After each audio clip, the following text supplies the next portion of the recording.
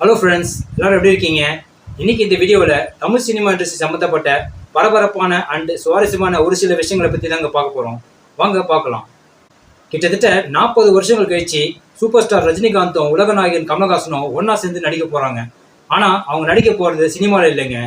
நடிகர் சங்கம் கட்டடம் கட்டுறதுக்காக நிதி திரட்டுறாங்க. அதுக்காக நடத்த போகிற ஒரு நாடகத்தில் தான் சூப்பர் ஸ்டார் ரஜினிகாந்தும் உலகநாயகன் கமலஹாசனும் ஒன்றா சேர்ந்து நடிக்க போகிறாங்க. இதே மாதிரி அவங்க சினிமாலையும் சேர்ந்து நடித்தா பார்க்க ரொம்பவே நல்லா இருக்கும்.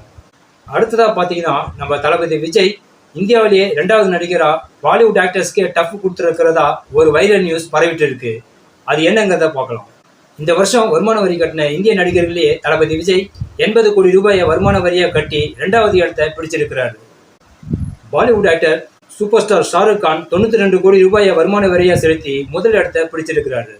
அடுத்ததா நடிகர் விஷால் நடிகர் சங்க கூட்டத்துக்கு சைக்கிளில் வந்தது ஒரு பெரிய சர்ச்சையை கிளப்பியிருக்கு. சைக்கிளில் வந்ததெல்லாம் ஒரு குத்தமையான்னு உங்களுக்கு தோணும். என்ன நடந்ததுன்னு பார்க்கலாம். நடிகர் சங்க மீட்டிங்கில் கலந்துக்கிறதுக்காக நடிகர் விஷால் ஏதாவது வித்தியாசமாக ட்ரை பண்ணலாம்னு சைக்கிளில் வந்திருக்கிறாரு. அவர் வர வழியில் பின்னாடியே ஒரு கவர்மெண்ட் பஸ்ஸும் வந்துட்டு இருந்திருக்கு. கொஞ்ச நேரம் கழிச்சு அந்த பஸ் டிரைவர் ஹார்ன் அடிச்சிருக்கிறாரு. ஆனால் விஷால் வழியே விடாமல் வந்ததா ஒரு சிலர் சர்ச்சையை கிளப்பியிருக்கிறாங்க.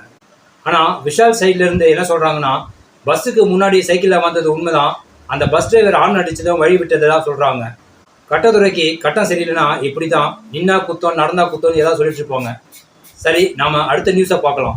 அக்டோபர் 10ஆம் தேதி வேட்டையின் படத்தோட மோதும்னு எதிர்பார்த்த கங்குவா ரிலீஸ் தள்ளி போயிருக்கிறது உங்கள் எல்லாருக்குமே தெரிஞ்சிருக்கும்.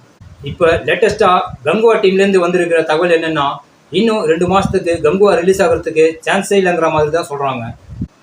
கங்குவா ரிலீஸ் இவ்வளவு தள்ளி போகிறதுக்கு என்ன காரணம்னா, படத்தை தமிழ், தெலுங்கு, ஹிந்தின்னு எல்லா லாங்குவேஜ்லையும் ஒரே டைமில் ரிலீஸ் பண்ணுறதுக்கு ட்ரை பண்ணிட்டு இருக்காங்க.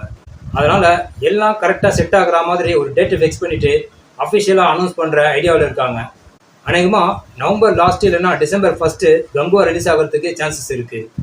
அடுத்ததாக தமிழ் சினிமா இண்டஸ்ட்ரி மட்டும் இல்லாமல் சோஷியல் மீடியாவிலையும் வைரலாக இருக்கிற ஒரு நியூஸ் என்னன்னா, தளபதி விஜயோட 8 படங்கள் தொடர்ந்து 200 கோடி கலெக்ஷனை கிராஸ் பண்ணியிருக்கு. இதை தளபதி ஃபேன்ஸ் எல்லாருமே சோஷியல் மீடியாவில் செலிப்ரேட் பண்ணிட்டு வர்றாங்க.